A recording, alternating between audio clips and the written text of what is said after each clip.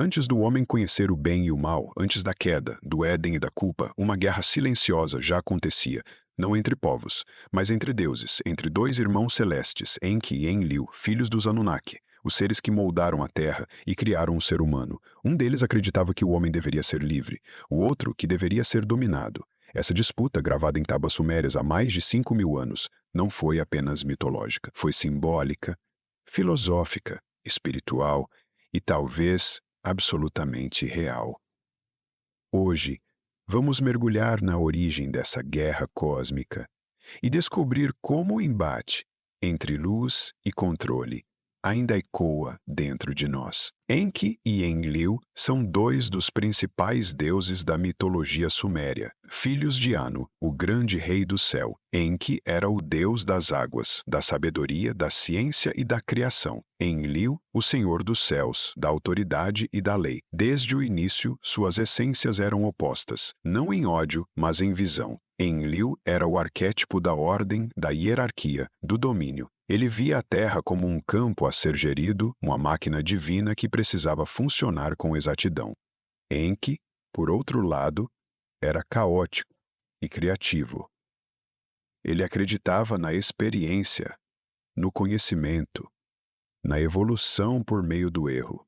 Quando os Anunnaki chegaram à Terra para minerar recursos, a tensão entre os dois já era clara. Enquanto Enlil queria comando e obediência, Enki sugeria adaptação, inteligência e liberdade. E foi essa diferença de visão que moldaria não apenas o destino dos deuses, mas de toda a humanidade. Os relatos sumérios deixam claro: o ser humano foi criado para servir. Os Anunnaki, cansados de extrair recursos da terra, decidiram produzir uma nova forma de vida que pudesse trabalhar em seu lugar. Foi então que Enki, mestre da engenharia divina, propôs uma fusão ousada: unir a essência dos deuses com a matéria terrestre. Segundo as tábuas de argila, esse processo deu origem ao primeiro Adamo, mas esse ato, embora revolucionário, não foi unânime. Enlil não aprovava a ideia de criar uma raça que pudesse um dia se igualar aos próprios deuses. Ele via os humanos como instrumentos, não como seres conscientes. Para Enlil, dar inteligência, vontade e sensibilidade à humanidade era um erro grave, um risco inaceitável. E quando os primeiros humanos começaram a mostrar sinais de consciência, autonomia e espiritualidade, Enlil reagiu com força. Já Enki observava esses mesmos sinais com orgulho. Ele via o homem como um reflexo dos próprios deuses, um ser capaz de crescer além de suas origens, de se tornar criador, portador de luz e sabedoria. Por isso, Enki começou a ensinar em segredo. Ele revelou aos humanos conhecimentos que iam além do necessário: astrologia, geometria sagrada, uso de ervas, escrita, agricultura. Cada avanço era uma semente de liberdade, e cada semente irritava Enlil. O que se desenhava era mais do que uma diferença de opinião, era uma guerra silenciosa, espiritual. De um lado, o controle, do outro, o despertar. Para muitos estudiosos esotéricos, esse momento marca o nascimento simbólico da dualidade no mundo, a divisão entre céu e terra, luz e sombra, poder e liberdade. E segundo algumas correntes místicas, esse conflito ancestral ainda pulsa na alma humana, como uma herança invisível. O mais curioso é que milhares de anos depois, mitos semelhantes seriam recontados em novas religiões. O Jardim do Éden, a serpente do conhecimento, a expulsão do paraíso. Teria sido Enki a serpente? Teria sido ele quem ofereceu ao homem o fruto da consciência, e por isso foi condenado. Aprendia, construía, criava. Mas com o crescimento veio também o ruído, a desordem. E para Enlil, a prova final de que Enki havia errado ao dar ao homem liberdade e consciência. Os relatos sumérios descrevem um mundo onde os humanos já não serviam aos deuses como antes. Começavam a pensar por si, a desafiar, a se organizar. E então veio a decisão. A terra precisava ser purificada. Reiniciada? Enlil propôs o fim. Um dilúvio. Não como punição, mas como correção de um erro genético. Para ele, a humanidade era um experimento fora de controle e precisava ser apagada da história.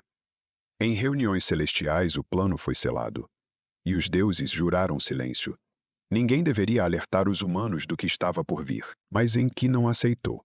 Em segredo, rompeu o pacto e buscou um homem. Um humano especial, sensível, sábio, Atrahasis, o muito sábio. Enki revelou a ele o plano de destruição e ensinou como construir uma embarcação sagrada. Uma arca, como seria mais tarde chamada em outros mitos. Nele, Atrahasis levaria sua família e as sementes da vida para preservar a criação, não só fisicamente, mas espiritualmente. Quando as águas vieram, elas vieram com fúria. Por 7 dias e 7 noites o mundo foi tomado pelas águas. Cidades desapareceram. Povos inteiros foram engolidos. Mas dentro da arca, um pequeno fragmento de esperança resistia, e com ele, a centelha dos deuses que Enki havia deixado no homem. Ao final do dilúvio, segundo as tábuas sumérias, os próprios deuses se arrependeram. Enlil, diante da destruição, percebeu o que havia feito. Enki, então, mostrou que a humanidade poderia sim evoluir, se fosse guiada por sabedoria, não por medo. Esse momento marcou a transição para um novo ciclo da humanidade. Mas o conflito entre liberdade e domínio, entre Enki e Enlil, não terminou ali. Ele apenas mudou de forma, saiu das tábuas e entrou nos mitos, nos símbolos e, talvez, na psique de toda a humanidade. O que começou como um embate entre 2 deuses sumérios pode ter deixado raízes mais profundas do que imaginamos. Para muitos estudiosos, ocultistas e pesquisadores do simbolismo antigo, Enki e Enlil representam mais do que figuras mitológicas. Eles são arquétipos. Forças opostas que atuam, ainda hoje, no mundo moderno. E dentro de cada ser humano. Enli é a voz da autoridade. A estrutura que dita regras, impõe sistemas, controla o fluxo de informação e conhecimento. É o dogma, a obediência cega, a ordem acima da consciência. Está nas religiões que ensinam a temer, nas leis que punem o pensar livre, sociedades que reprimem a expansão do ser. Enki é o despertar. A curiosidade, o impulso criador, o conhecimento proibido que nos liberta. Ele está no cientista que desafia o impossível, no artista que traduz o invisível, no buscador espiritual que rompe com as verdades impostas e escuta sua própria essência. Essa guerra, antes travada entre entidades celestes, passou a acontecer em outro campo, o da consciência. E o mais impressionante é que esse padrão se repete em diversos mitos. Na queda do Éden, onde o conhecimento leva à expulsão. No mito de Prometeu, que rouba o fogo dos deuses para dar ao homem, e por isso é punido. Nos textos gnósticos, onde o verdadeiro Criador é ocultado por falsos deuses, tudo parece apontar para o mesmo dilema espiritual. Devemos obedecer ou despertar. Talvez os Anunnaki não tenham desaparecido. Talvez tenham se dissolvido em ideias, em estruturas invisíveis, ou talvez estejam observando, testando, esperando para ver-se, desta vez, a criação se tornará algo mais do que servos, algo mais do que matéria viva, algo consciente, porque se Enki deixou em nós o sopro da divindade, também deixou a responsabilidade, e o despertar, como todo ato de luz, exige coragem. Por mais que a história de Enki e Enlil pareça um mito distante, ela moldou, direta ou indiretamente, a base de muitas tradições que conhecemos hoje. Elementos da mitologia suméria foram absorvidos por civilizações posteriores.